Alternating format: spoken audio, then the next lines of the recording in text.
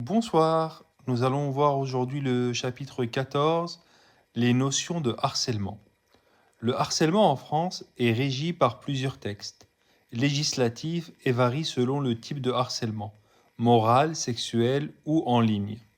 Voici les principaux articles de loi et les sanctions associées. Harcèlement moral, l'article 222-32-2 du Code pénal définit le harcèlement moral comme des faits de harcèlement visant à altérer la santé physique ou mentale d'une personne. Cela peut concerner des actes répétés comme des humiliations, des menaces ou des comportements déstabilisants.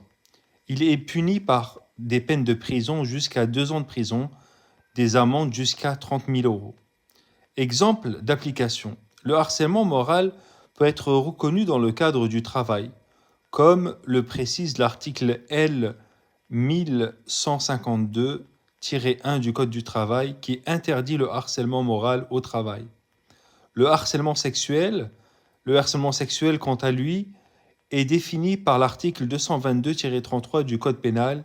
Il inclut tout comportement à connotation sexuelle, verbaux ou physiques, répétés et non désirés. Il est puni par des peines de prison jusqu'à 2 ans et une amende jusqu'à 30 000 euros.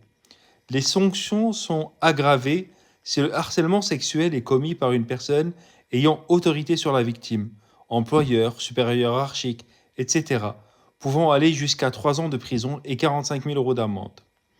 Le cyberharcèlement, est souvent lié à des actes de harcèlement moral et se produit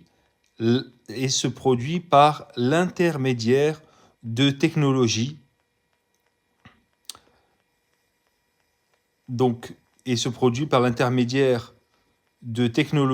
comme les réseaux sociaux, les mails, etc.